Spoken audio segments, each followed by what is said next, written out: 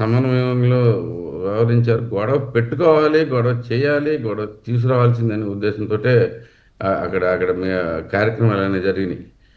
అయితే అయిపోయిన తర్వాత వచ్చేసి ఇప్పుడు అంటే మీరు ఒక్క వీడియో కానీ, ఒక ఇది కానీ ఏమీ లేదు అక్కడి నుంచి. ఎవరు తిట్టింది కానీ తిడతాం అనేది కానీ, వీళ్ళు చెప్పినట్టు ఏదీ లేదక్కడ.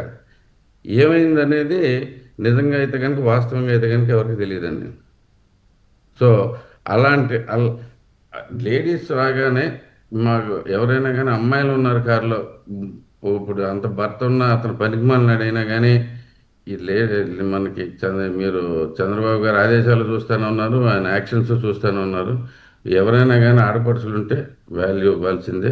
దాంట్లోంచి ఏమాత్రం మేము అన్‌రెస్పెక్టబుల్‌గా పనిచేసే పనే లేదండి. దాంట్లోకి నేనైతే చాలా స్ట్రిక్ట్‌గా ఉంటాను ఇక్కడ ఈ విషయంలో. సో, అలాంటిది అంత దాకా తెచ్చుకుని ఏమి అక్కడ మరి వాళ్ళే పగలగొట్టుకున్నారో, ఏం జరిగిందో, వాళ్ళే చేశారో కూడా తెలీదు సాంతం. ఎందుకంటే ఇంత చేసినా అలా చేయలేరని గ్యారంటీ లేదు కదా! హ్మ్. మీరు గంట సేపు అయిపోయిన అక్కడ కదలకుండా కూర్చుని, నేను ఇటు నుంచి వెళ్ళాల్సిందే అని చెప్పేసి వాళ్ళతోటి పోలీసు వారితోటి ఫైటింగ్ పెట్టుకుని, చివరికి బయటికి లాగేశారు. అది ఈ ఈ దానికి తాడు కట్టి వెనక్కి లాగారంట. తాడు కట్టి వెనక్కి లాగి చివరికి తీసుకెళ్తేనే అప్పుడు అప్పుడు పోలీస్ స్టేషన్‌కి వెళ్ళి అప్పుడు వెళ్ళి కంప్లెయింట్ చేసి రమ్మన్నారు. ఇది ఇదంతా స్క్రిప్ట్ ప్రకారం జరుగుతుంది. జరిగిందనేది దానికి ప్రూఫ్ క్లియర్‌గా ఆ రోజు నైటే ఆయన నా పేరు నాని వీడియో చూశారు మీరు. క్లియర్‌గా ఆయనే చెబుతున్నాడు. ఓకే.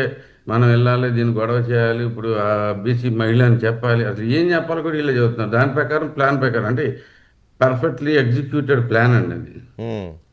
సో, అంతకు మించి ఇక్కడ జరిగిందైతే ఏం లేదు. ఇప్పుడు వాళ్ళు వెళ్ళడానికి పోలీసులు రూట్ క్లియర్ చేస్తున్నా కూడా వాళ్ళు ముందుకెళ్లకుండా ఎందుకు పోలీసులతో గొడవ పడ్డారు? పోలీసులు చాలా క్లియర్ కనపడుతుంది అక్కడ.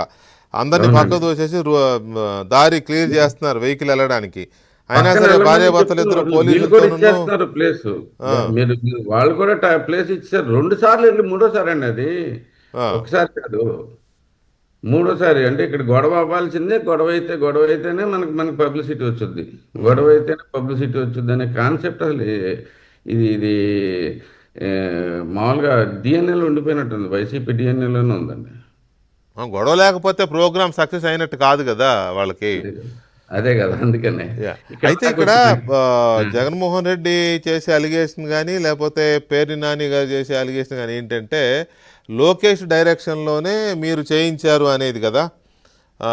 అంటే ఈ ప్రోగ్రాంకు ముందు లోకేష్ మీతో ఏమైనా మాట్లాడారా? ఎలా చేయాలి, ఏంటి, ఎవరెవరిని అడ్డుకోవాలి?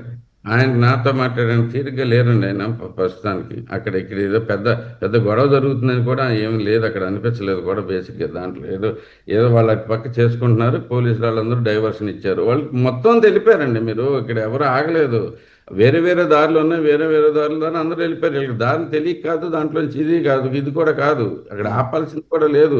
ఇక్కడ ఇప్పుడు ఒక పార్టీ ఒక ప్రోగ్రామ్ చేసుకుంటుందండి. ఆ దారిలోంచి రాకుండా చూసుకుంటారు కదా పోలీసులు ఎవరైనా. అది జరిగింది అంతవరకే. అక్కడ అవతల పక్క నుంచి వెళ్ళాల్సిన వాళ్ళని కాదు, ఇటే వెళ్తాం, గొడవ పెట్టుకుంటాం అనే ఉద్దేశంతో వస్తే ఇంకెవరేం చేయగలరండి అది. మీరు అంటే దిస్ ఈజ్ కంప్లీట్లీ అక్కడ డైరెక్షన్లో క్లియర్గా ప్రీ ప్లాన్ ప్రకారం జరిగింది. ఆ ప్లాన్ కూడా ఏంటనేది కూడా ఆ రోజు నైట్కే ఈ పేరు నాని అనే వ్యక్తి నిర్ణయించడం కూడా జరిగింది. చెప్పడం కూడా జరిగింది. మీరు కూడా చూశారు, అందరూ వీడియోస్ జరిగినాయి. సో ఇక్కడ గుడివాడకున్న సిగ్నిఫికెంట్ ఇదేంటంటే అంతకుముందు పెద్దగా గొడవలు ఉండేవి కాదు. కొడాలి నాని గారు ఎప్పుడైతే వైసీపీలో చేరారో